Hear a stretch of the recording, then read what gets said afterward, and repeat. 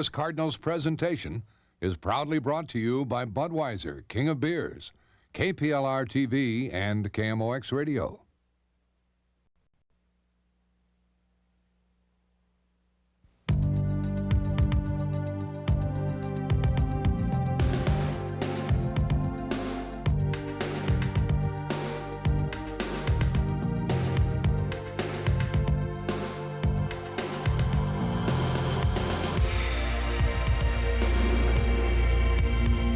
Fresh, pure, and natural.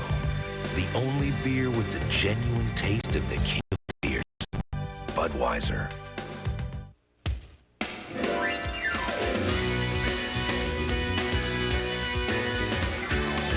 Who's brought you thrills for a century? Glory days, red hot plays, Hall of Famers, MVPs. They've got a rich tradition of Redbird history. Millions of cheers, the Cardinals on 11. Yeah, the Cardinals on 11.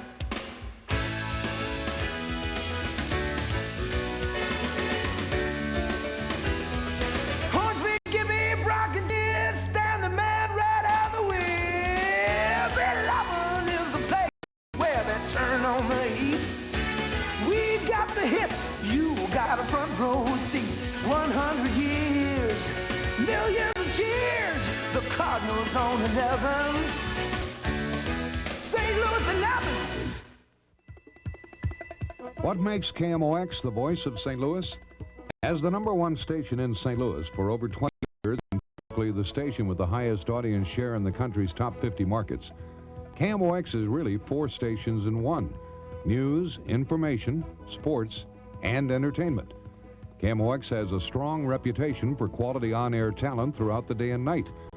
And no one knows more about innovative programming than KMOX. From pioneering talk radio in 1960 with At Your Service,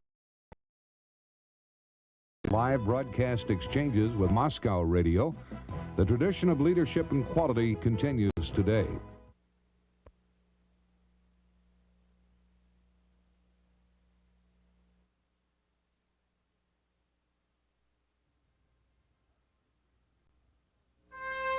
In 100 years, the St. Louis Cardinals have produced one of the game's most treasured histories. They have captured 15 National League pennants and 9 World Championships. To the plate, a swing and a miss, and that's a winner! That's a winner!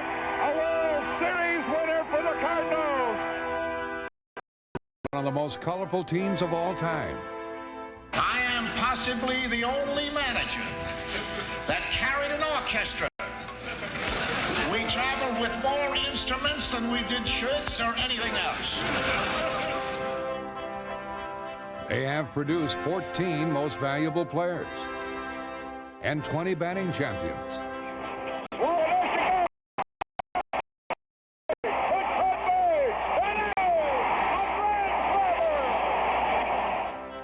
They pioneered baseball into a new era with the creation of the farm system. For more than half this century, they carved out Major League Baseball's only link to the Midwest. In a winning tradition unrivaled in the National League, they gave St. Louis baseball a century of success, 100 years of Cardinals glory.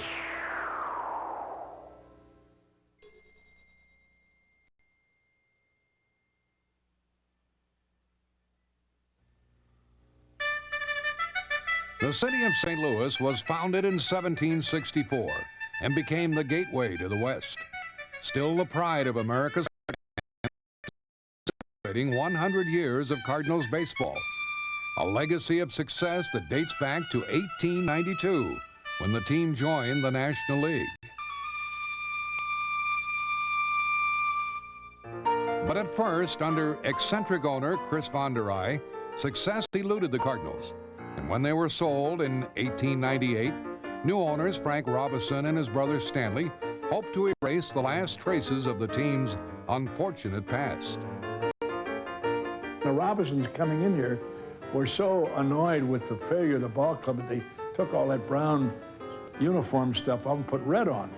And a woman fan watching the game one day, overheard by a reporter named Willie McHale of the St. Louis Republic, which is long gone, he heard her say, "What a lovely Cardinal." Now, see, she meant color. And it stayed color in people's minds. He picked it up, and so they started calling them the Cardinals, or easy for headline cards. In 1911, the team passed on to Frank Robinson's daughter, Helene Britton, giving baseball its first female owner.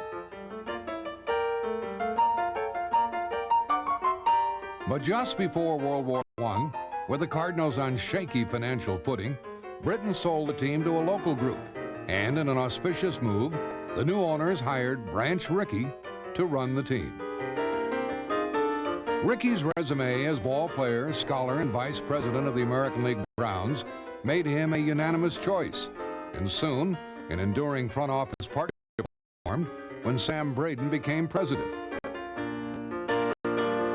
In 1920, Braden sold rundown Robinson Field and used the money to launch Rickey's brainchild, a farm system.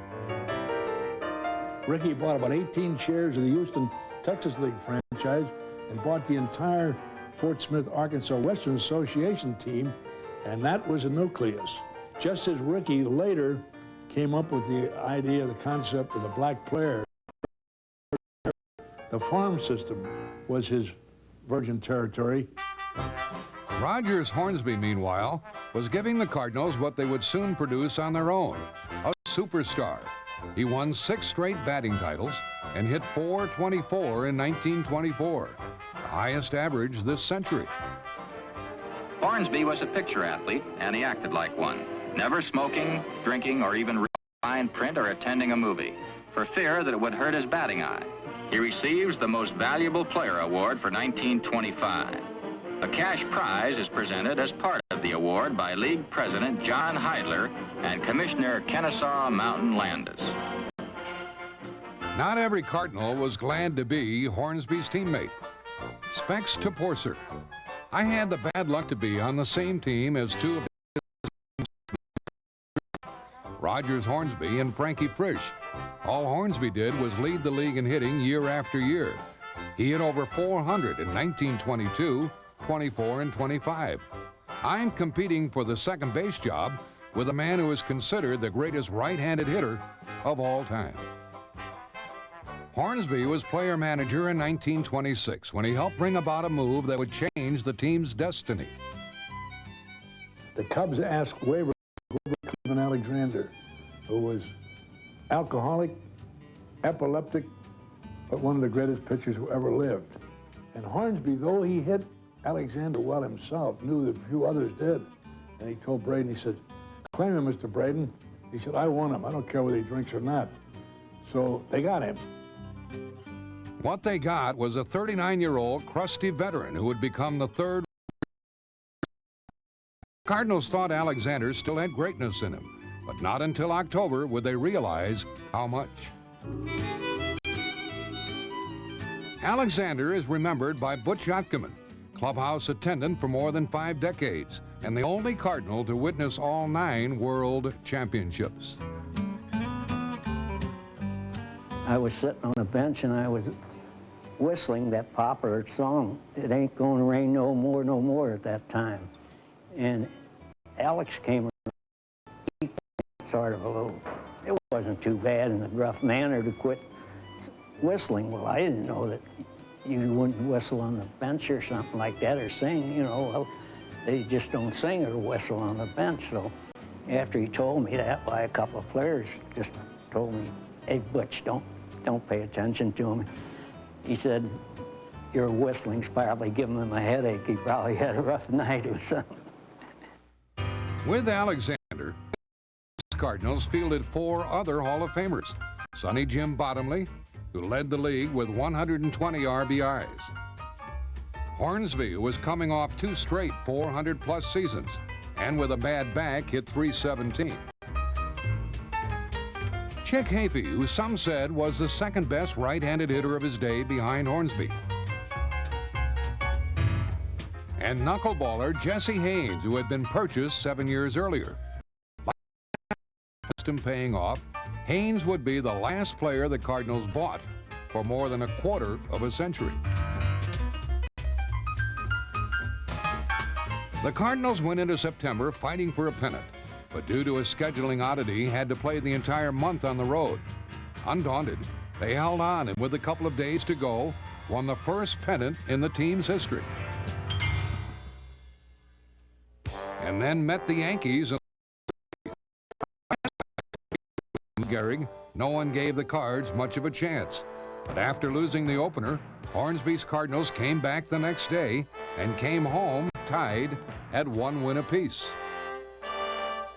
With its team home for the first time in more than a month, St. Louis pulled out all the stops in a celebration rivaled only by Armistice Day. But in St. Louis, the Yankees won 2 out of 3, including a record-setting by Babe Ruth in Game 4. Then St. Louis pitching turned the tide. Back in New York, Grover Cleveland Alexander won his second complete game and set the stage for one of the most dramatic moments in series history. It all came down to Game 7. The Cards led by a run in the last of the 7th when the Yankees loaded the bases with 2 outs. With Tony Lazzari up, pulled Jesse Haynes. Haynes will be relieved, and I can't tell who's going to come in. Let's see who it's going to be. It is going to be Grover Cleveland Alexander. Old Pete will come on. The veteran Alexander will try to put out the fire here in the last half of the 7th inning. He'll first be faced by Tony Lazzari. Again, the runners take their long 2-out bases-loaded leads. The pitch is swung on and this for strike 3. And that is all for the New York Yankees in the last half of the 7th inning as Old Pete comes in a situation that will go down as one of the most dramatic moments in all sport, and strikes out, push him up Lazzari with the bases full. Alexander's final reward came in the bottom of the 9th. In what has been called the only mistake he ever made on a baseball diamond, Babe Ruth tried to steal second with 2 outs. Bob O'Farrell's throw to Hornsby nailed the Yankee legend, and the 26 Cardinals gained immortality by beating one of the great Yankee teams of all time. Ever. The Cardinals were world champions. Well, of course, my greatest sports thrill was the easiest thing that I ever did in a baseball game. Just catching the throw from Bob O'Farrell and the final, taking the throw from O'Farrell, making the final out of the 1926 World Series, tagging Ruth out as he slid into second base to make us the world champions way back in 1926. 2 months after the series ended, Hornsby's longtime disagreements with owner Sam resulted in a sensational trade of the Giants for Frankie Frisch, a trade that at first infuriated Cardinal fans. Ironically, St. Louis opened the next season against the Giants, and while Hornsby, a Giant, received his series ring and watched the Cardinals raise the championship flag he helped them win, his spirit was with St. Louis. In 1928, the Cardinals returned to the top of the National League, clinching the pennant the day before the season ended.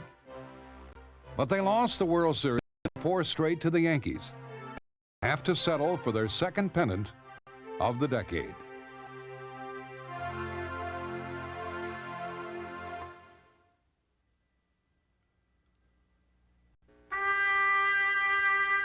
Leo DeRocher. Now, I don't say we were the best club in 1934, but we thought we were the best. We were 25 that went together. That's the kind of a club we had.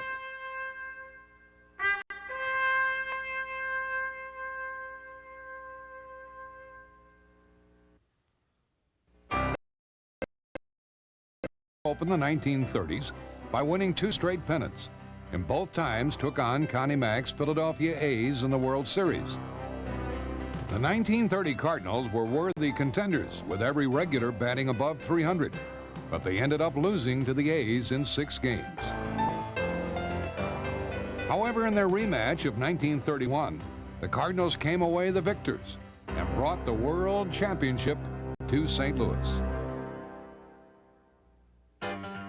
But no team of the 30s won the hearts of Cardinal fans more than the Gas House Gang. A collection of rambunctious characters came together under player-manager Frankie Frisch. By 1934, Frisch was every bit a Cardinal, and he managed the Gas House Gang with the same intensity he brought to his play. With Frisch leading the gang, they became one of the most colorful teams of all time, perfectly suited to the likes of Captain Leo DeRocher. The dirtiest uniform, so Frisch wouldn't let nobody change uniform.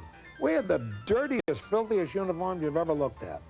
It was some kind of crew, and don't think that we fought with the other clubs any more than we did with ourselves.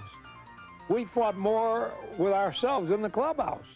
But God forbid that anyone on the other club said anything about any one of our players, then he had to fight the whole. Was feistier than second baseman Pepper Martin. We were in St. Louis on this Sunday. It was a game of the century and all that sort of stuff. It turned out to be quite a fight. Well, somebody lowered the boom on me, and I got cracked in the eye. I tell you, I got the biggest black eye you ever seen. And Pepper come in and said, "Who cracked you, kid?" And I said, "I don't know. Some guy took a pot shot at me." So he got mad, and he went over to the Giant dugout and challenged the whole dugout. He said, "Anybody hit that kid is a coward. He'll come out here and fight me. So I'm going to take one or all of you." National League by storm. Here I am again, folks. Martin had come up during the 31 season. He was a rookie at 27 and a hero in the World Series, batting .500 and getting a record 12 hits. A selfless player, he was said to chase every ball and dive into every base as if it were the 7th game of the World Series. I've been just a very ordinary ball player all my life. Pepper Martin was exactly what the country needed in 1931. It needed a hero. We were in depression, drought. It was an ugly time. Here's this hawk-nosed, wide-shouldered Irish Indian from Oklahoma. Sage. Are those Cardinals cocky here today? Here's Rip Collins, Pep Martin, Jack Ruthrock. And are they playing some frisky ball? Where Pepper led, the Gas House Gang followed, and not just on the field. With him on harmonica, Martin's Mudcat Band exasperated Frankie Frisch with its dubious attempts at cowboy tunes. We are Mudcats, we're tough and wild, and our ears are made of leather, and they flop in windy weather. Casual hemlock, we're tough as a pine knot. We're from Oklahoma, can't you see? The Mudcat Band was formed when Frisch was the manager. And used to drive Frisch crazy. He didn't like it. I couldn't say much about their music. It wasn't too good. Let's change the tune, fellas. Let's put some gas in the Gas House Gang. Bueno? Yeah, let's go and play some baseball. Okay.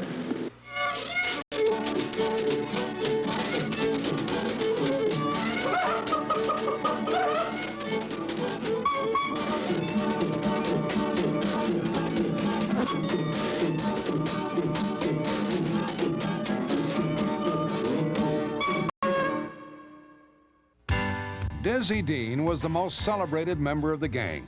He was just as good as he said he was, and had no qualms about holding out for more money. No, I haven't signed my contract this year yet, and don't expect to unless the Cardinals pay me $50,000. If I'm worth $400,000 to the ball club, I'm at least worth $50,000 to myself. For 3 years, Old Diz dominated the National League, and his admirers came from all over. In fact, he even had a fan in baseball's most legendary figure, who might have been the only player more popular. Dizzy Dean, they tell me that you're dizzy, but if I could throw it all like you, I'd like to be as dizzy as you are. This is for your All-American. Pleasure to pick you on the team. Thank you. Dizzy Dean went to the 3rd grade in school, but he was absolutely the greatest right-hand pitcher I ever saw. He could have stand 60 feet 6 inches, the distance from home plate to the mound, and throw a ball in a knot hole 99 times out of 100. In 1934, Paul Dean joined his famous brother on the Cardinals, and Dizzy responded with a boastful prediction. Well, Paul, we ought to win 45 ball games this year. I think we will, Diz. If you'll win 35, I'll take care of the rest. Nice going, boy. As the elder brother, Dizzy was only too happy to show Paul the ropes.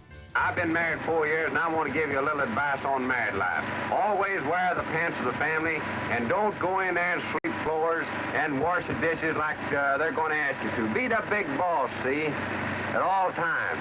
Is that so?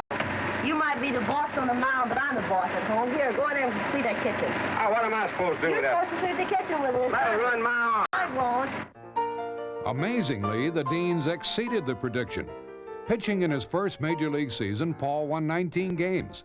And with Dizzy at his peak, he won 30, a win total unequaled for 34 years. The Gas House Gang was in peak form. They caught the Giants on the final weekend of the season and went to the World Series. This time against Mickey Cochran's Tigers. Frank, congratulations on the great fight you made in this past season. Thanks, Mickey. The same to you. Lots of luck to you. You're a great fellow and a great manager. Lots of luck to you. Dizzy was so confident, he didn't need any luck. What are you going to do with those Tigers, Dizzy? Well, I hope that I can beat them today. I think it's a great honor for me to pitch the opening day of the World Series of 1934. Dizzy said that he and Paul would win 2 games apiece, and they did. The story of the series was not their pitching, but Dizzy's base running. In Game 4, Dizzy, who was idle that day, volunteered to pinch run. He barreled into second base to break up a double play. The ball hit him in the head. He was okay and told about it as only Dizzy Dean could. They carried me to the hospital, you know, took x-rays of my head and kept me in the hospital overnight, and the big headlines come over the next morning. X-rays of Dean's head shows nothing. The series hitting star was Ducky Medwick. The son of Hungarian immigrants, Medwick was a perennial 300 hitter who would win the Triple Crown in 1937, the last National Leaguer to do it. Against Detroit in the 34 series, Medwick had 10 hits in the first 6 games. Joe, you're within 2 of a World Series record. Do you think you'll break it today so far as hits are concerned? Well, Pep, I'll be trying my best. I only hope I can live up to that record that you did.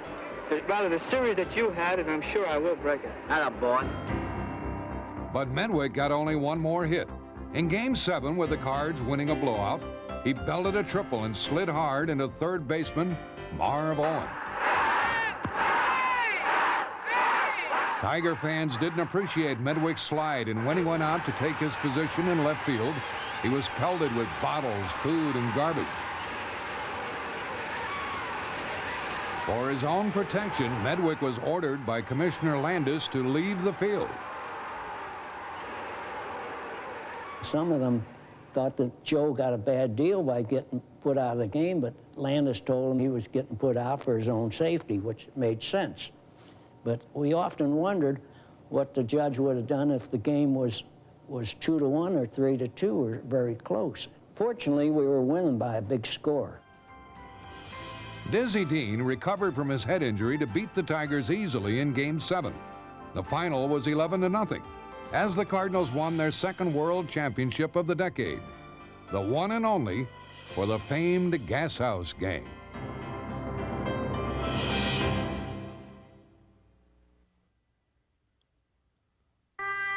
Marty Marion.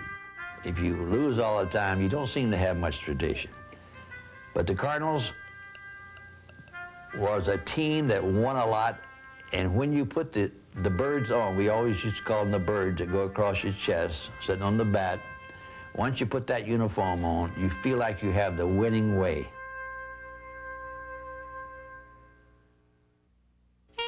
In 1940, the Cardinals were looking to recapture their old magic. They brought manager Billy Southworth up from the minors and got a dazzling season from the big cat Johnny Mize, who banged out 43 homers, a Cardinal record that still stands. Though Mize would soon be gone, the Cards were building a winner thanks to a flourishing farm system.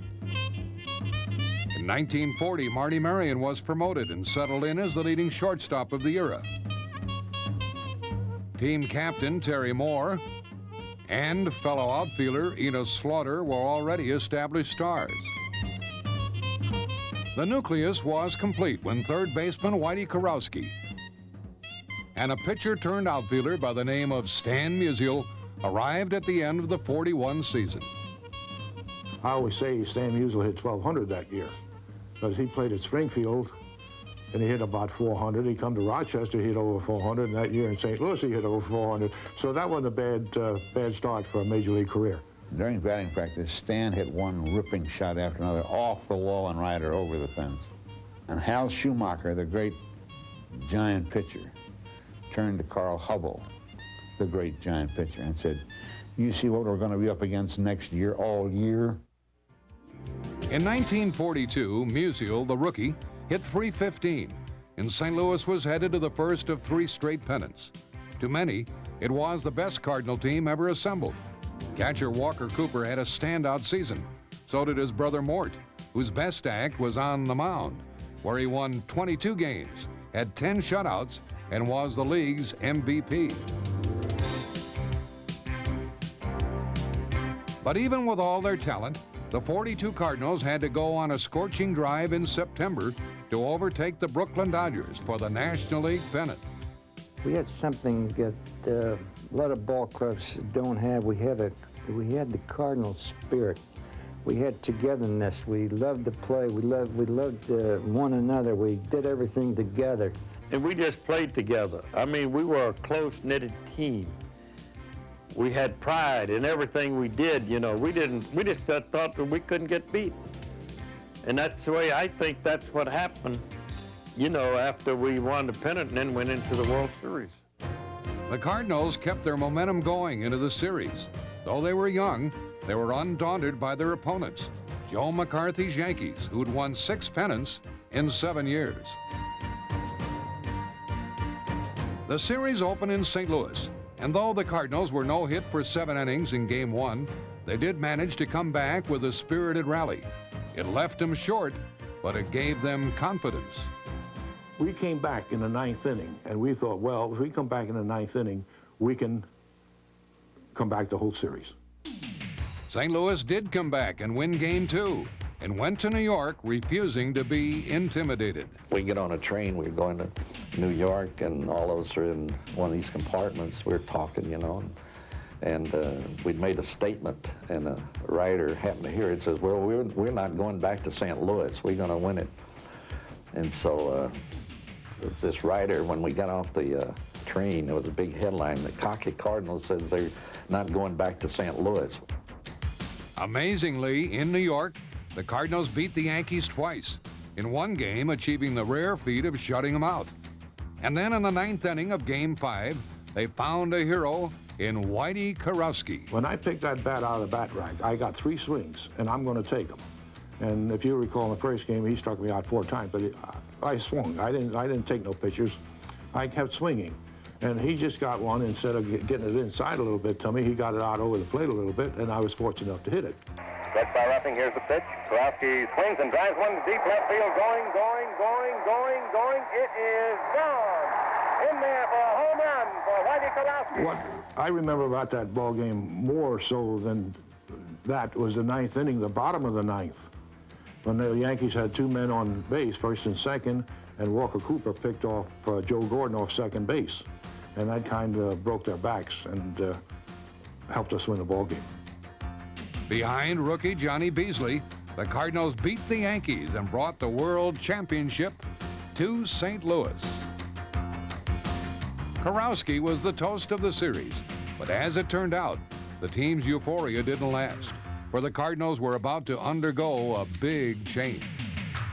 It was a happy moment and a sad one for me, because I knew I was leaving for service, So I couldn't celebrate and nothing else because I knew I was going to service already. Like all major league teams, the Cardinals began to feel the impact of World War II.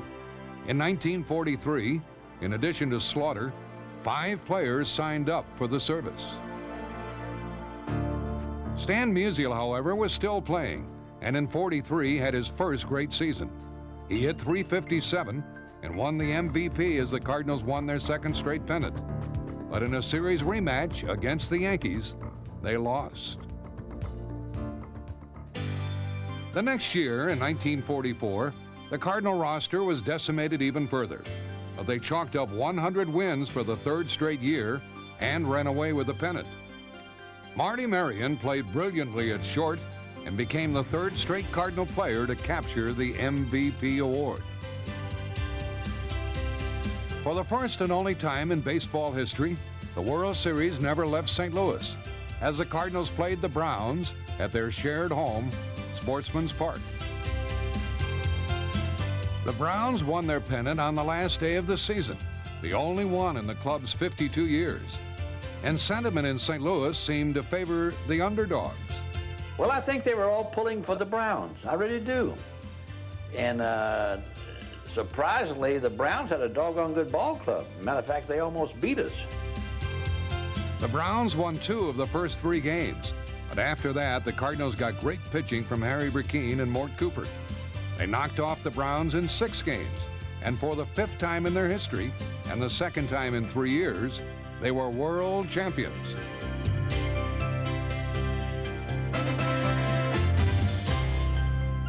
But this victory celebration turned out to be a farewell party, as the Cardinals were about to lose their young hitting star, Stan Musial, to a year of wartime service. By now, the roster was so depleted, the club took out an ad in the Sporting News in the hopes of finding qualified ball players.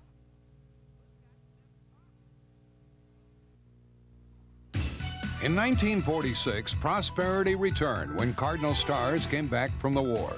Eddie Dyer, a one-time pitcher, was now managing a Cardinal team that included rookie second baseman Red Schoendienst and returning outfield stars Enos Slaughter and Stan Musial. Musial and Slaughter got right back in the swing. Musial won the batting crown and the MVP, and Slaughter was hitting and hustling as ever. Some said that Enos never walked to his position or to the bench or anywhere else on a baseball field. Enos Slaughter was a tough competitor, you know. Enos, he came to play. When he put the uniform on, you know, he was out to beat you, and he hustled and set a good example because he loved to play baseball, and he was tough, rough, and he was a great competitor. In 1946, Slaughter led the league with 130 RBIs, and the Cardinals, made up almost entirely of players who came through the farm system, got into a scorching pennant race. They rallied around great talent and a good luck song that kept them loose. Pass the biscuits, Mirandy. Da-da-da-da. Pass the biscuits, Mirandy. I'm just as hungry as them. Pass the gravy, Mirandy. Give me some sop to sop 'em in. Every time we'd win a ball game in St. Louis, the Doc had that record on. And he had all of his medicine bottles, and he'd take the scissors, and he'd play while the record was playing. He could play those medicine bottles. Shooting gives the man an appetite. Oh, pass the biscuits, Mirandy. Pass them and kiss me goodbye. And we always played it when you win. We never played it when we lost, so no music when you lose. The Cardinals beat the Dodgers in baseball's first ever playoff and met the Red Sox in the World Series. Here in home movies taken by Sox second baseman Bobby Doerr or Boston's World Series opponents, Eddie Dyer. Enos Slaughter. Marion. And rookie catcher Joe Garagiola, who recalls the series. It tickled us how we were such big underdogs against the famous Red Sox because they had Williams and DiMaggio and York and Pesky and Bobby Dorr and all those big hitters, and we were the underdogs. But we went in and led by Terry, we felt like, hey, they're not going to run us out of the ballpark. We're going to be all right. With the series tied at a win apiece, the two teams moved to Fenway Park for Game 3. Boston's great hitter, Ted Williams, had batted .342 that season, and the Cardinals came up with a plan to contain his bat. Teddy Dyer said about putting a shift on. He said, well, move Marty over to second base side and move me to shortstop. Well, I said, instead of moving Marty out of his position, just move me out of my position and put me over to second base side. The shift worked. Williams tried to bunt to get on base, but he managed only 5 hits in the series, all singles. As for the Cardinals, they evened things up with a blowout in Game 4, getting 4 hits apiece from Garagiola, Karowski, and Slaughter. In all, the team had a record-tying 20 hits. In Game 5, the series turned on Enos Slaughter. Not only did the Cards lose the game, they were about to lose their hustling outfielder when he took a pitch on the elbow from Joe Dobson. I fell back and hit me on my right elbow. And I played for a couple innings, and I got to where I couldn't swing the bat and I couldn't throw, and that's the first time in my career that I went to Eddie Dyer and said, Skipper, I can't help our club. And I'll never forget it. That was our last game. We were heading back to St. Louis. So I got on the train, and Dr. Weaver, our trainer, they had an electric sleeve, and he wrapped my arm in an Epsom salt towel. And that's where I stayed all the way back to St. Louis. When I got to St. Louis, Dr. Highland took me right off the train and went to St. Mary's Hospital. From there, he x-rayed my arm. And he says, you know, I'm sorry that you can't play anymore. He said, you got such a bad hemorrhage. He says, if you get hit on it again, I'll have to amputate your arm. I said, Doc, that's the chance we take. I'm going to play this ball game. Back in St. Louis, Slaughter did play Game 6, and he contributed a hit to Harry Brackeen's second victory. But all 6 games would be merely prelude to an unforgettable Game 7. With the score tied at 3 in the bottom of the 8th, Cardinal fans were about to witness one of the most daring plays in series history. Slaughter led off with a single, and when he reached first, he thought back to a play that happened a few days before. In an earlier game, Mike Gonzalez had stopped me at third on a bad relay throw, and we lost the ball game. So Eddie Dyer says, from now on, with 2 men out, and you think you got a chance to score, you go ahead and gamble, and I'll be responsible for it. The next 2 batters made outs, leaving Slaughter stranded at first. But the player who hustled his way to the Hall of Fame couldn't wait.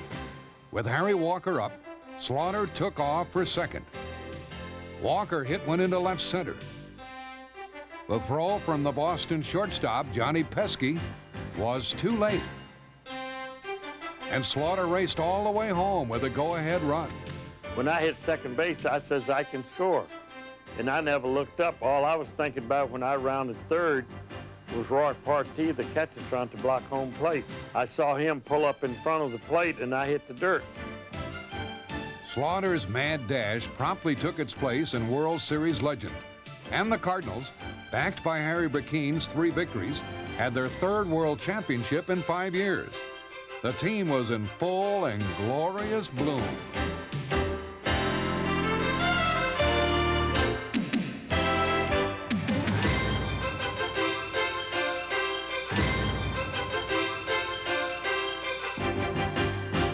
Enos Slaughter was the series hero that year, but for more than 2 decades, the Cardinals had a hero year in and year out in Stan Musial.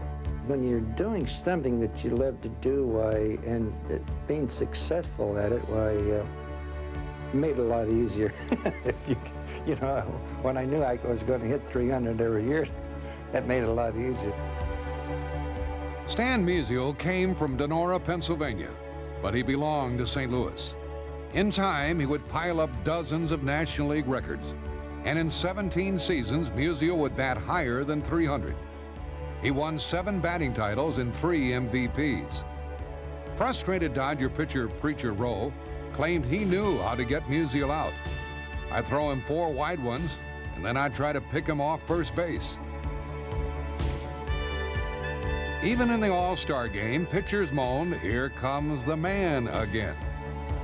Sullivan's first pitch to Stan. It's swung on as a drive back into right field. A long one. The ball game is over. This 12th inning homer won the '55 All-Star game and marked Musial's greatest All-Star moment. Even in a game that had no bearing on the pennant race, Musial hated to make an out, for at all times he was a study in concentration. If he got a hit his first time up, he had to get a hit his second time up. And if he got 2 hits the third time, you knew he was going to get a hit. And if he got 3 hits, he hardly talked to anybody because he wanted that 4th hit. And if he got the 4th hit, he'd be just like a tiger pacing almost, waiting to get up for that 5th time. I was able to become a good hitter because early in my career, I learned how to hit the ball to the opposite field. I could take a pitch and hold back. And my body might be moving forward, but I always had my hands back, and I didn't commit myself at all. This statue at Busch Stadium stands as a reminder of Branch Rickey's words. You can make a study of Musial's life and learn how to be a decent human being. Never changed his demeanor, whether he got 1 hit or 4 hits. Or when he got the 5 home runs here in St. Louis in a doubleheader against the Giants, he was the same fella.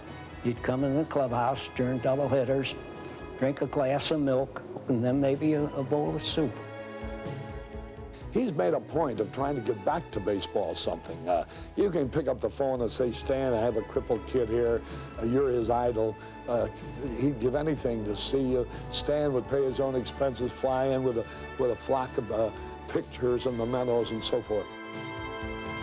Ford Frisch summed up Musial: "Here stands baseball's perfect warrior. Here stands baseball's perfect knight."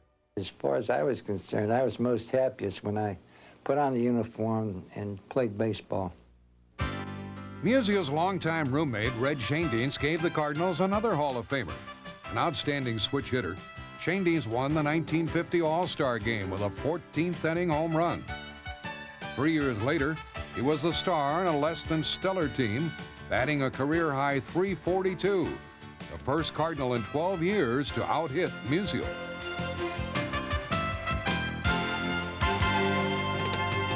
That year, 1953, a new Cardinal tradition was born when Fred Size sold the team to the Anheuser-Busch Brewery. Now, congratulations are in order for you, Colonel Busch, for the fine thing that you have done in buying the St. Louis Cardinals. Well, thank you very much. We're delighted to be the owners of the Cardinals, and we're going to try to give the fans everywhere the finest baseball that is known in the United States. Well, I'm sure that you will fully live up to the old Cardinal tradition.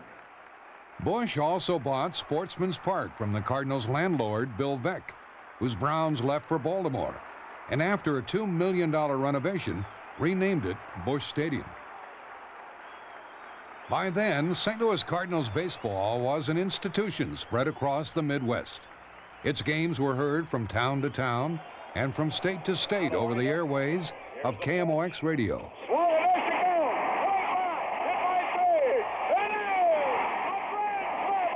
Well, I think that's probably as great a part of Cardinal history, the broadcast, going back to Harry Carey and even before him, Franz Locks. That's as big a part of Cardinal history as anything. People who are not familiar with Cardinal baseball don't know when we're talking about Cardinal baseball, we're talking about Missouri, Indiana, Illinois, Tennessee, Kentucky, North Carolina, Louisiana. The Midwest and the South, and as far as our signals would carry, were all Cardinal fans. And we did have a far-flung network of around 125 stations.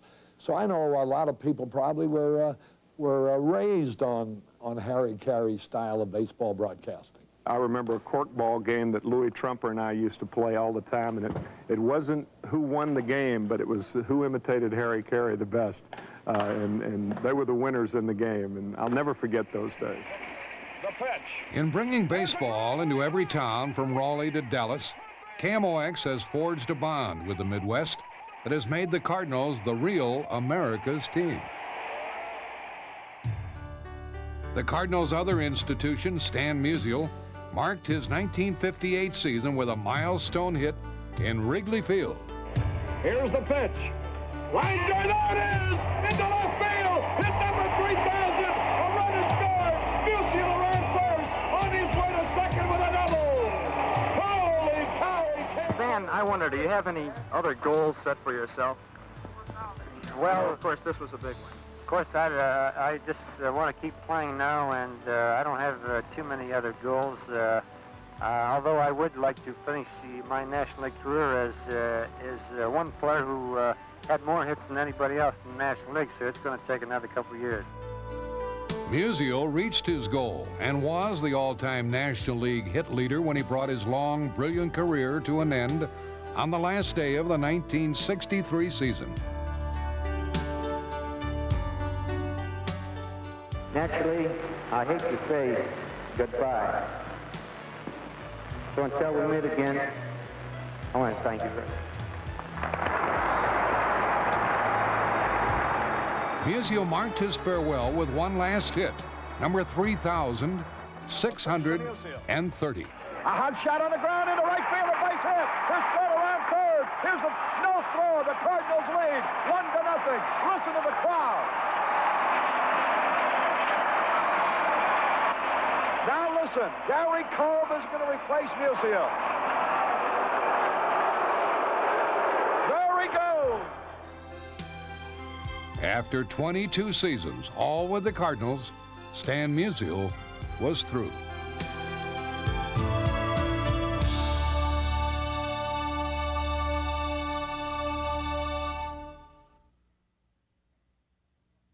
Tim McCarver. If the Gas House Gang was knocked down, knock 'em, rock 'em, sock 'em, and professionalism was in the 40s, well, the teams of the 60s were a combination of the two. Always with the Cardinals, we were always contenders, every year.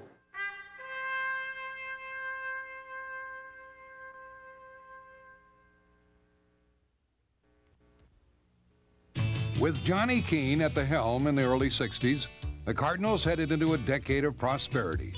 They were built around a nucleus of third baseman Kenny Boyer,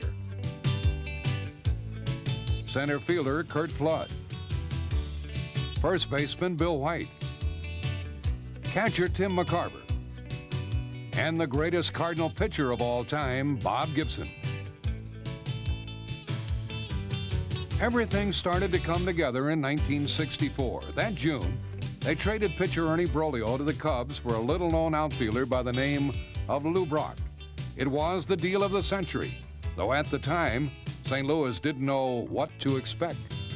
The dominant thing about Lou Brock, to me, was that he was a low ball hitter with power. I can remember several shots back in the 63 where he hammered that ball down and in. So I thought of him, ironically, more as a power hitter. I got to St. Louis, and St. Louis had just lost to the Dodgers 2 years in a row, as they saw it, and they lost simply because the Dodgers had a stolen base artist by the name of Marion Wills. I got to St. Louis, and the manager called a meeting and said, we're going to have a base stealer, and we're going to match the Dodgers base stealer for base stealing. And I go, wow, we're going to do all that? What happened with Brock is that he gave us something we didn't have. We didn't have a leadoff man, and we didn't have speed. He gave us all of that. And consequently, when that happens, it lifts everyone up, gives everybody a little enthusiasm. Brock went on to bat .348 and became part of a Cardinal lineup full of stars. Bill White batted .303 and had 100 RBIs for the third straight time. The MVP went to Ken Boyer on the strength of 24 homers, 100 runs scored, and a league-best 119 RBIs. Still in all, the Cardinals were 11 games out of first as late as August 24th. But in a famous collapse with 12 games to play, Gene Mauch's Phillies lost 10 in a row, fell out of first, and allowed the streaking Reds and Cardinals to jump into the fray. I would like for it to be more of a fairy tale and say that we didn't give up and all that. But, you know, the Phillies were primarily responsible for the fact that we didn't give up. Gene Mark, the manager of the Philadelphia Phillies, kept pitching two pitchers down the stretch, Chris Short and Jim Bunning. And when you pitch a pitcher every 2 days, 200 hitters become 400 hitters. You actually allowing the other team to get off the deck. In late September, Cardinal pennant hopes soared when St. Louis swept 3 games from the visiting Phillies. And as the Cards moved into first, no fan was more ecstatic than the team owner. Here it is. A bouncing ball. This should do it. The Cardinals are in first place. The Redbirds win it 8-5. Gordon Richardson being congratulated. And now the pressure has been put on by the Cardinals. The Cards led by a half game when the Mets came in for the final weekend of the season. There were 4 teams. When we started the games on Friday, with only 3 left to play, there could have been a 4-way tie. And that's never, ever been done before. Down to the final day in Cincinnati, the Phillies, now eliminated, beat the Reds. 300 miles away, it was all up to the Cardinals. Johnny Keane about to bring the Redbirds their first pennant since 1946. And the Cardinals, 1-pitch. Strike, come on! If you've never heard Mr. Gussie Busch excited, you just heard him over my shoulder. Let's go! Get him out! A high pop ball. The Clover's there. The Cardinals won the pennant. The Cardinals won the pennant. The Cardinals won the pennant. Everybody out. Everybody congratulating everybody. St. Louis had its 10th pennant and first in 18 years.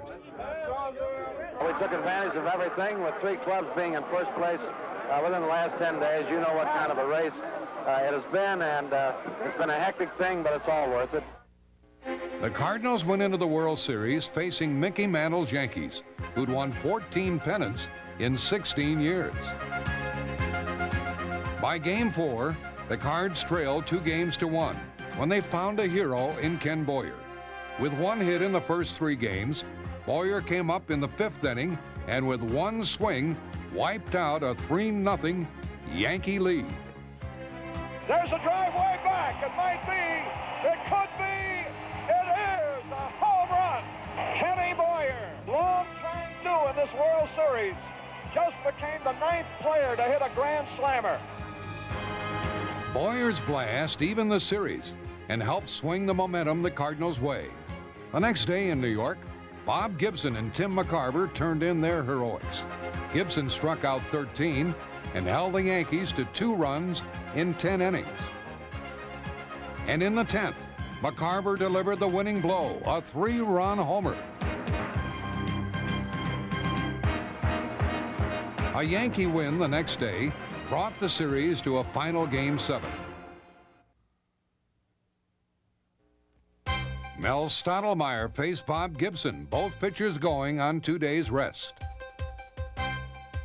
Gibson was helped by an aggressive offense that pulled off a double steal, while scoring 3 times in the 4th and 3 times in the 5th. The Cards built a 6-0 lead, and a tired but determined Gibson held on for his 2nd complete game. And when Dal Maxfield squeezed the last out, the Cardinals had their 7th World Championship, and they did it by coming all the way back from 11 games out in late August. As it turned out, this would be the Cardinals' last celebration here. 2 years later, another Cardinal era passed. Double play ball to short. Davenport to second. 1. Over to first. 2. The game is over. And the last game has been played at Busch Stadium. That May, home plate was taken from the old ballpark to the new Busch Stadium. Cardinal fans received a certificate on opening night, and as the final touches were added, the Cardinals hoped to find as much success in the new ballpark as they had in the old. By now, the Cards played under Red Schoendienst, the Hall of Fame second baseman, who had been one of the most well-liked players in Cardinal history, and the choice to hire him was a popular one. Red was a great guy to play for. He was an easygoing fella. He just let you play. If you had the ability and the desire and the work habits, Red put you in the lineup, and, you know, he was very successful with it. In his first couple of seasons, Shandings didn't have much success, and though the Cards had talent, they finished no higher than 6th. We could put a lot of hits on the board, but we wasn't scoring big runs. We didn't have big hitters in the middle of our lineup. We practically became the laughingstock of baseball in 1966. We actually started gelling at the end of '66, and we knew somebody was going to pay the price in '67. That year, Orlando Cepeda had an MVP season, batting .325 with a league-leading 111 RBIs, all of which seemed to come with 2 outs. It was Cepeda's first full season with the Cardinals, and with their Puerto Rican star leading them all the way, the Albertos wouldn't think of leaving home without him. We got on the bus, and Charlie, we'd nicknamed him Charlie or Cha-Cha or whatever. Charlie was late for the bus, and Gibson was pitching that night. And Red kind of looked back at the bus and naturally saying, all right, is everybody on? We ready to go? And Gibson said, no, Cepeda's not on the bus, and we're not leaving until he gets on the bus. That was the feeling, I think, that everybody had about Cepeda. In July, with the Cardinals in a pennant race against their rival Cubs, Bob Gibson broke his leg when he was struck by a line drive off the bat of Roberto Clemente. But despite losing their best pitcher down the stretch, the Cards refused to collapse and soon broke away from the Cubs. And when they clinched the pennant, the winning pitcher was none other than Gibson, back after 6 weeks.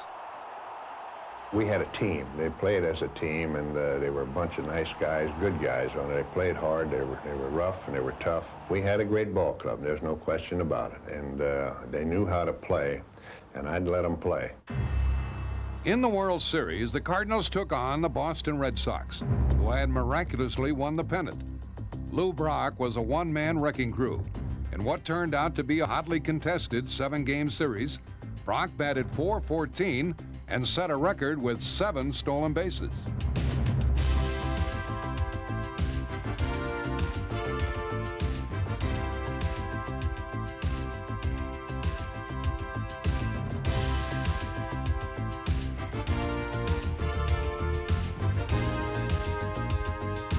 While Brock led the offense, Bob Gibson, as usual, led the pitching. Showing no ill effects from his broken leg, he beat the Red Sox in games 1 and 4, both times going all the way. Boston's ace, Jim Lonborg, was equally tough. He shut out the Cardinals on 1 hit and then beat him on 3 hits. The series came down to a final Game 7. Shandings gave the ball to Gibson on 3 days' rest, while Lonborg was back on the mound after 2 days' rest. And thanks to the Boston media, the Cardinals had plenty of incentive. I think what really happened, what really helped our ball club, was when we got up and read the Boston Globe, and it had headlines of those big 3 or 4 inch block letters. It said, Lonborg and Champagne. And when we read those headlines, I think it really hurt them. I said to myself, and I think our ball club said, there's no way. Gibson made sure of that. In the 5th inning, he contributed to the Cardinals' offensive attack by banging out a home run. On all counts, Gibson just plain overmatched the Red Sox. He pitched a 3-hitter, struck out 10, and won his 5th consecutive series game. Best of all, the Cardinals were world champions, putting an end to any ideas about Lonborg and Champagne. It infuriated us. We were mad, and we went out to prove that article wrong. And when it was all over, we couldn't wait to get in the clubhouse and say, Lonborg and Champagne, huh?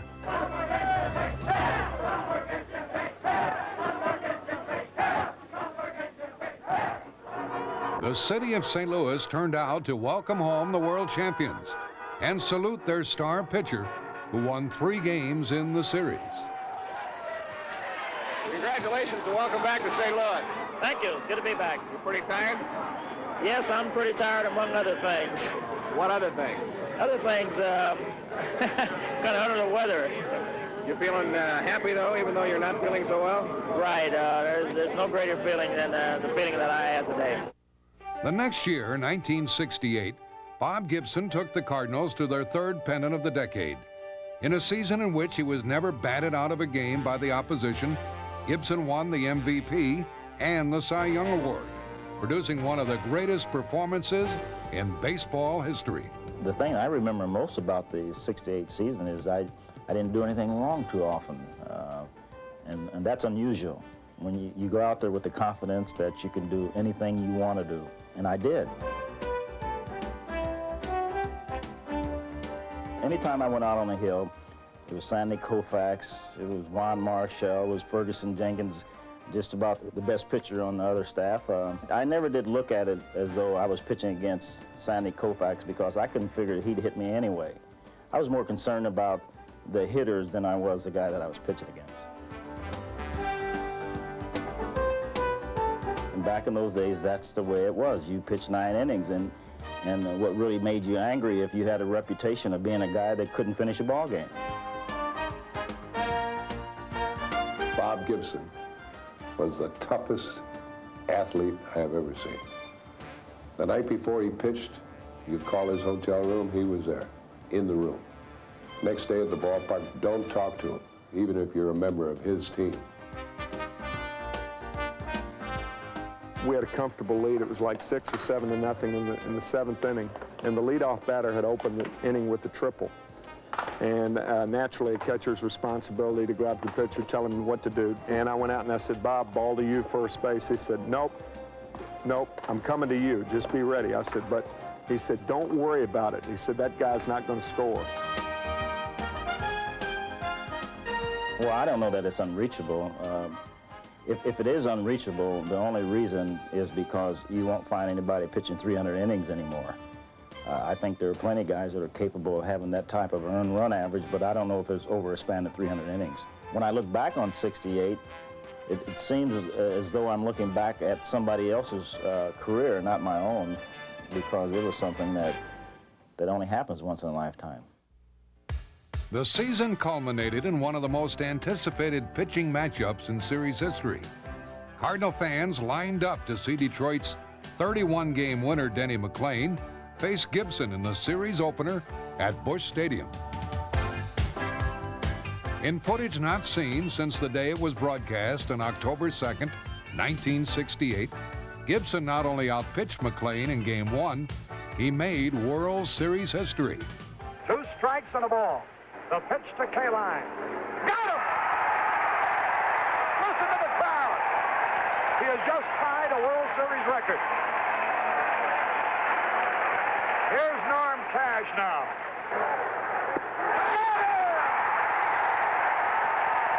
Once again, a standing ovation. A new World Series record. Here's Willie Horton now, and he could end it all now with the most dramatic of flourishes.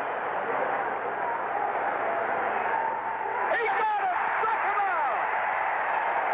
Look at the scene on the field. McCormick, the first one.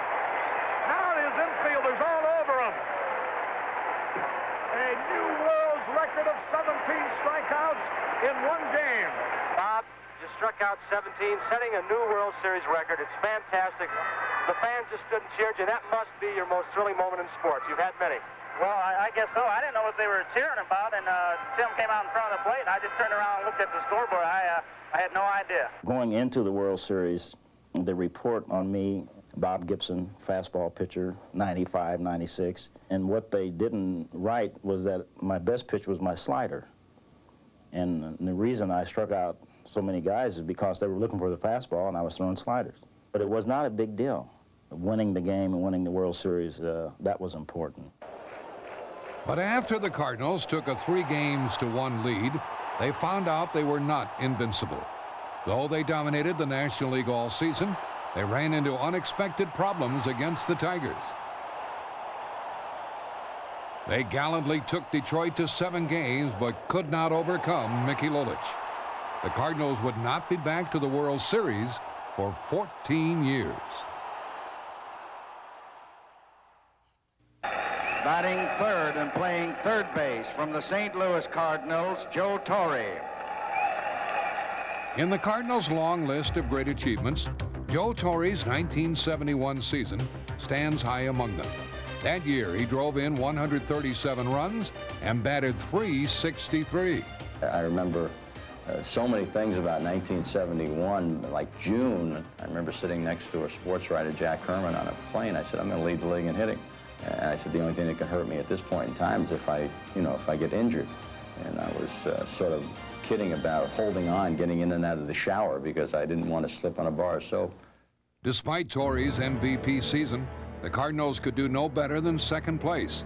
And though they had respectable seasons in the 70s, they would not win a pennant in the decade.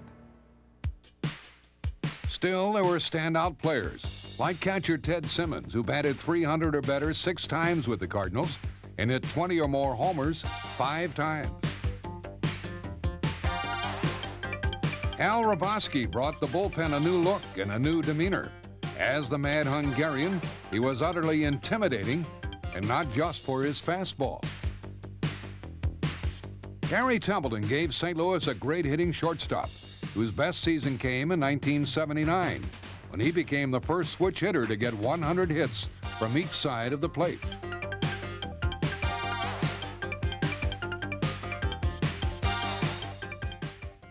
In the middle of the decade, St. Louis said goodbye to the greatest pitcher in Cardinal history.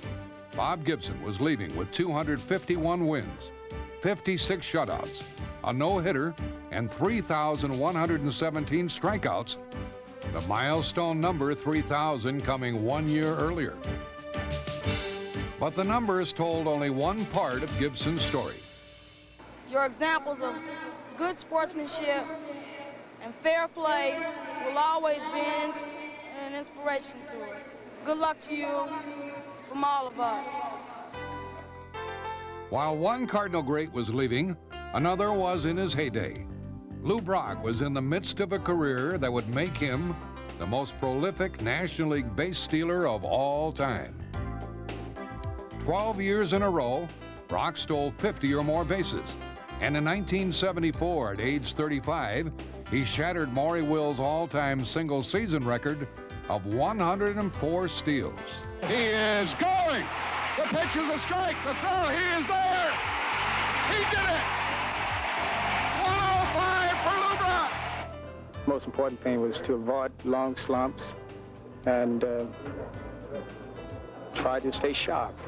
And that wasn't an easy job. When you get to be 35, it's extremely tough. In each of the next 2 seasons, Brock collected 56 steals, and in 1979, ran past his only other obstacle, Ty Cobb's all-time record of 892 steals. He's going. The pitch is high. The throw is safe. He stole it. The throw got by the shortstop, and Brock has done it. And this is it, folks. Brock has now stolen 893. I was told this is how you steal a base. You get a lead, get a good lead, and you take off. And I got a lead, I got a good lead, and I got picked off. And people laugh at you a few times. And when you get laughed at, you really want to turn the tide or do the big payback. So you go out and learn how to do all these things. And once you become good at it, you look at the finer points of it, and then you begin to compare the techniques and develop a technique that's necessary to do those things so you can have the big payback. And so it was fun after that, the big payback. You remember you laughed at me last year? Take this, take that. While Brock was stealing his way through a record-setting career, he was also batting his way to 8 300 seasons and more than 3,000 hits. The milestone hit coming in 1979. Breaking ball. Hit off the pitcher. To the third baseman. No play. Base hit. 3,000 for Lou Brock. Brock would retire before the end of the decade, and when he did, he closed out a glorious chapter in Cardinal history.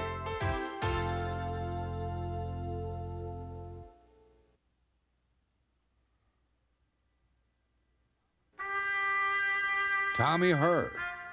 We were able to stand up against anybody, against teams that most so-called experts considered better than us and come out on top. And I think that's a tribute to the type of individuals that were on the teams. I think it's a tribute to the Cardinal tradition, and I think it's a tribute to Whitey as the manager.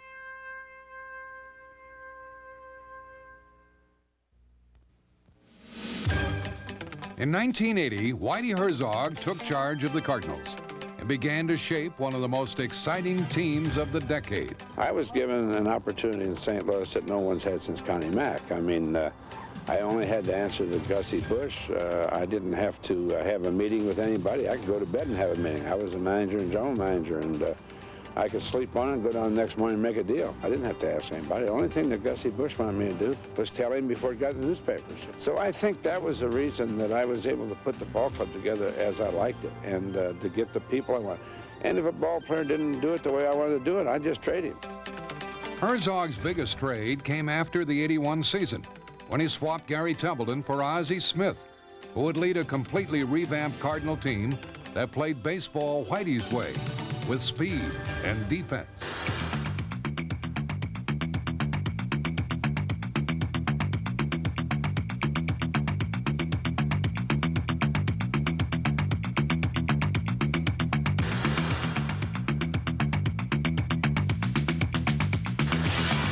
The squeeze play, it's a beauty, and the run scores.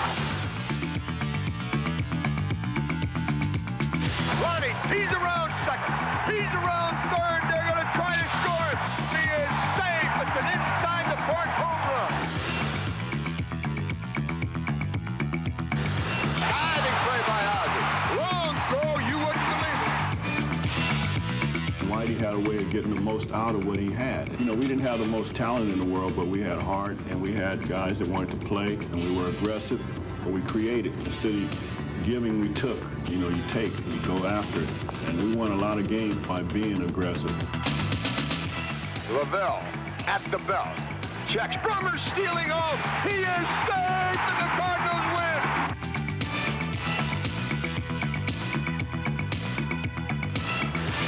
The Cardinals leading by the score of 4-2. They are 1 out away from being the division champs for 1982. The pitch, a ground ball to third. Oberkfell has it, throws. That's it. The Cardinals have won it. The '82 Cardinals won the division, swept Atlanta in the playoffs, and went to their first World Series in 14 years. 1982 programs. These are the official World Series programs here. The Cardinals and the Milwaukee Brewers split the first 2 games in St. Louis. And when the series moved to Milwaukee for Game 3, Willie McGee took over. Long one into right field. Way back goes Moore. Way back. Way back. Willie McGee has just hit a 3-run homer and put the Cardinals on top. Now he swings and hits it down the line and right. That's going to go. Adios. And it is 5-0. Willie's second home run of the game. Well hit, way back. Listen to the reaction. Oh, boy. What a catch he made, Willie McGee. Willie McGee, with the bat and with the glove, has been a one-man show tonight. That was one game where I just felt everything came together. You know, I did everything that I can possibly do except for steal a base. You know, I threw the ball well a couple occasions. I played defense well, and I hit well. The timing, the situation dictated the importance of it to me and to my team. So, I mean, that was the best I can be. Behind McGee's exploits, the Cardinals stuck to their October tradition and battled their opponents to a 7-game series.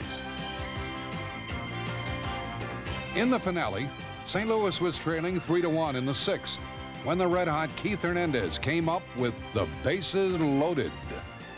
They're roaring here. Here's the pitch. Swing on a line drive into right center. That ball is a hit. That ball is a hit, and the score is tied. We have a 3-3 game on a hit by Hernandez. George Hendrick came up next and drove in what proved to be the winning run. And in the 9th inning, it was all up to the National League's best reliever, Bruce Sutter. Sutter from the belt to the plate. A swing and a miss, and that's a winner! That's a winner!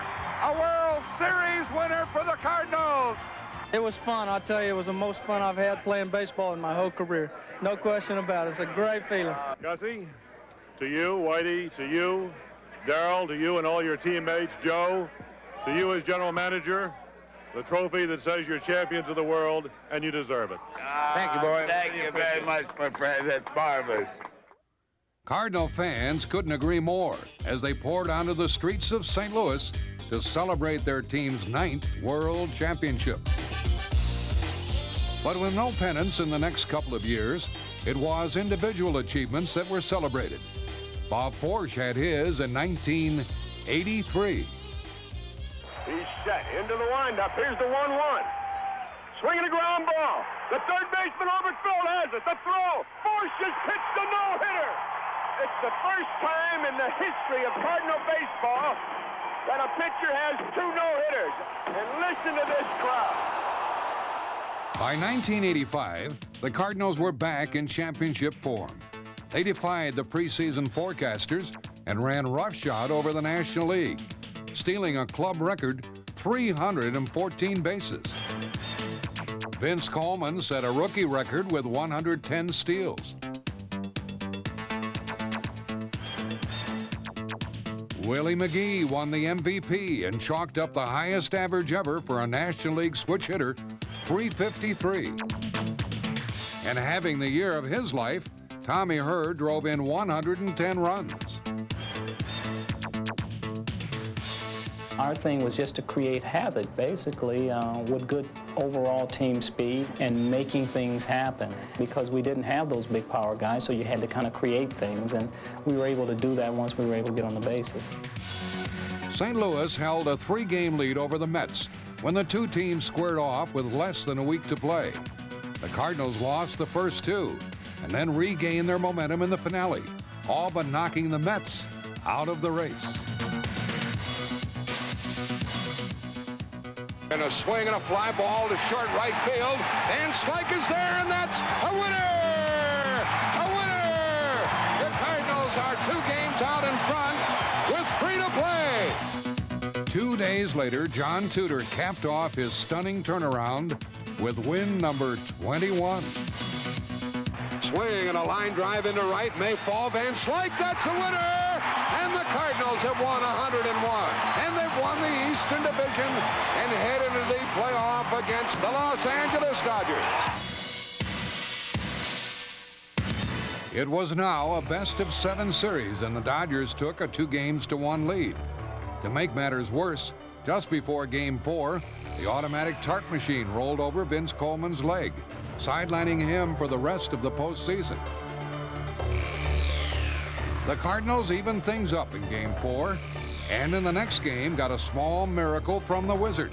With the score tied in the bottom of the 9th, Tommy Lasorda and his ace reliever Tom Niedenfuhr were about to get the jolt of their lifetime from the light-hitting Ozzie Smith. Smith corks one into right, down the line. It may go. Go crazy, folks. Go crazy. It's a home run, and the Cardinals have won the game by the score of 3-2 on a home run by the Wizard. Ozzie's first ever left-handed home run brought St. Louis within 1 game of the pennant. But back in L.A. and trailing by a run in Game 6, the Cardinals were down to their last out.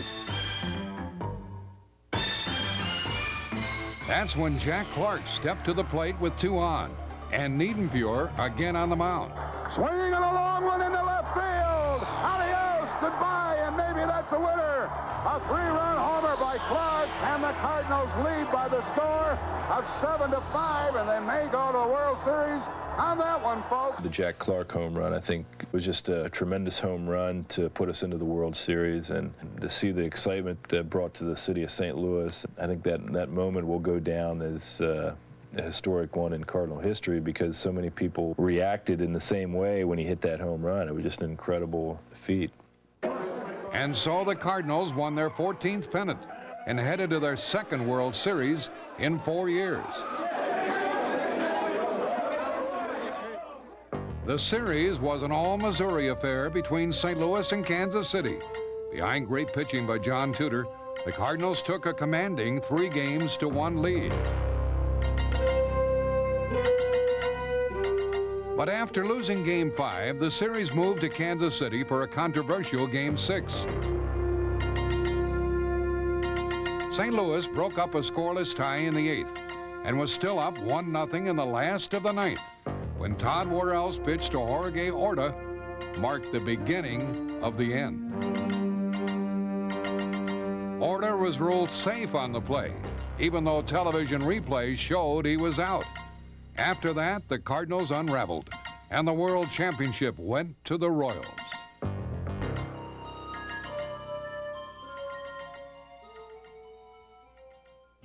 If there was one constant throughout the 80s, it was peerless shortstop Ozzie Smith. It's funny because no one ever really said to me, you know, you go play shortstop. It's like one of those things that's always been there. When I became a junior in high school, I think is really when baseball became serious for me, and I realized that I had a unique talent. Guys that are good at what they do, there's certain things that must be done that they do naturally that allow them to excel. When I'm on the baseball field, I'm able to create as I feel. It's sort of like having an artist sit down and take his brush to canvas. That's what hopefully comes across when I do what I do out there on the field. I hope that people see me doing things as I feel free to do them with no restrictions. Playing shortstop, making his 8th consecutive All-Star start from the St. Louis Cardinals, Ozzie Smith. Here she is, swing, a one-hop shot, diving play by Ozzie. Long throw, you wouldn't believe it. Dykstra swings and a great stop by Ozzie Smith. He'll throw to third. They got Wilson. Oh, brother. Breaking ball, Ozzie Smith, a great diving catch. Offerman, a great catch by Ozzie Smith, no further play. At 36, he is still a wizard. I feel that it was a God-given talent that I've kind of worked at maintaining as much as I possibly can. I was blessed with a great hand and eye coordination, and all I've tried to do is hang on to that as long as I possibly could and share it with as many people as I could, and that's what this is all about. It's about entertaining. I try and be as entertaining as I possibly can. I hope that when people come to the ballpark to see me or whoever, you know, hopefully when they leave the ballpark, they don't feel that they were cheated. They feel that they got their money's worth, and that's what I'm there to give them. He is the greatest. He is the greatest defensive shortstop to ever play the game. You can't say that about very many players at very many positions. In 1987, Ozzie made a name for himself at the plate when he batted .303 and helped lead yet another championship season. Jack Clark carried the offense with 35 homers and 106 RBIs and spearheaded the Cardinals' drive to a surprising first place. But a 10.5 game lead shrunk to 1.5 when they played the Mets in a critical September series.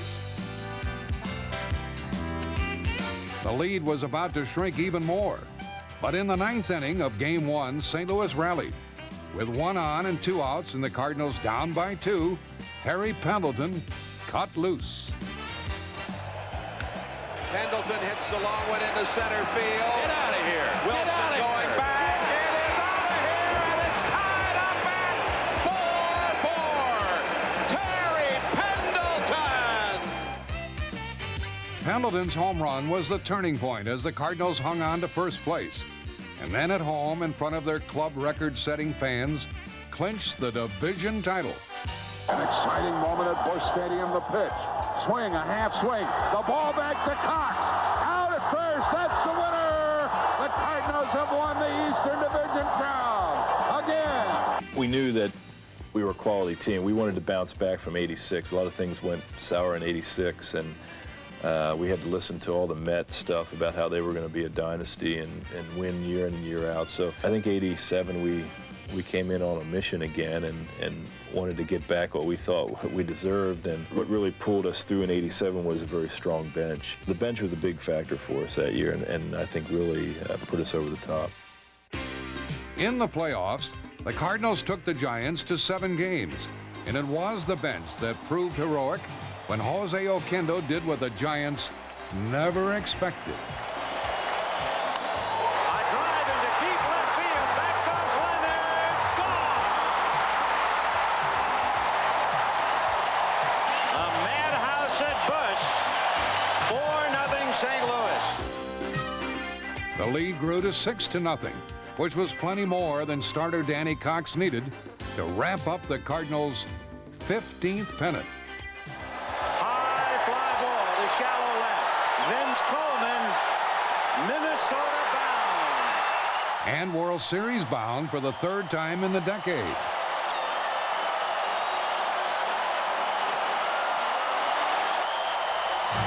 Unfortunately for the Cardinals, 4 of the 7 World Series games were played in Minnesota's Metrodome. There, the Cardinals lost the first 2 games. But back home, things were dramatically different. Another hero came off the bench and delivered an improbable blast. First and third, nobody out. The pitch. Swing and a high fly ball to left. Way back at the track. It's a 3-run home run for Tom Lawless.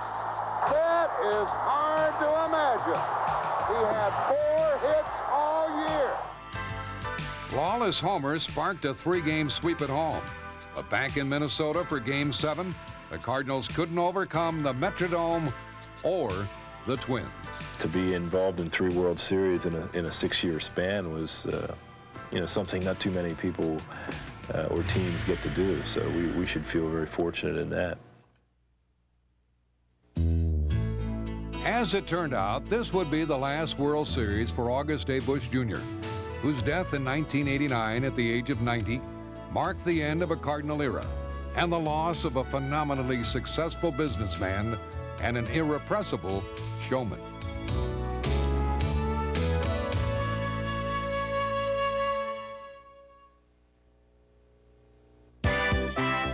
St. Louis has entered the 1990s with Joe Torre as manager. As a hard-nosed ex-Cardinal player, Torre is upholding a style of baseball built on aggressiveness, talent, and good old-fashioned hardball. No other National League team has had a richer or more successful tradition, a tradition that has stood proudly for 100 continuous years.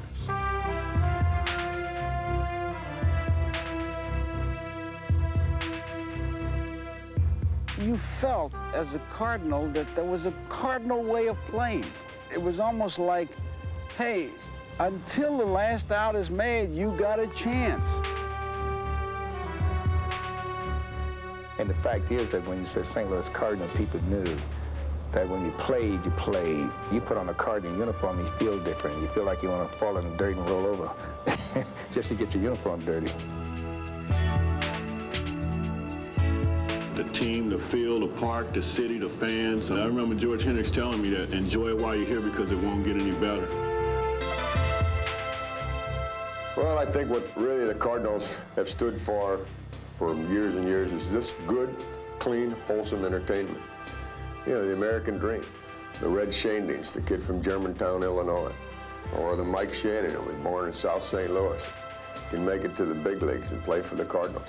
We still have that good, clean, wholesome attitude about the organization, the city, the Midwest, the whole region.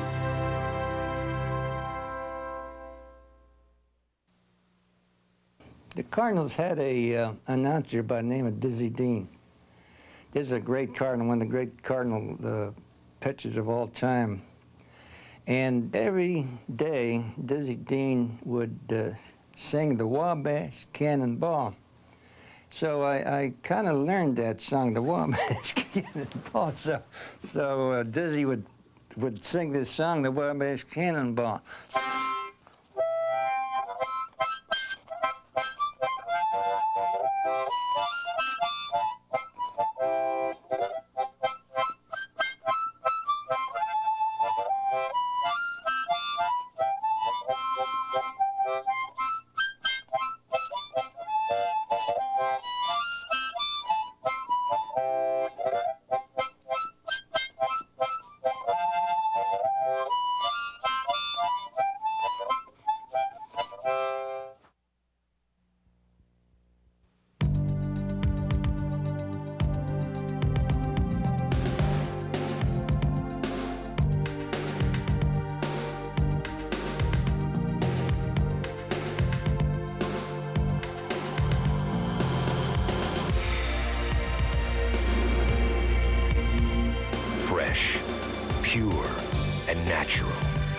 only beer with the genuine taste of the king of beers, Budweiser.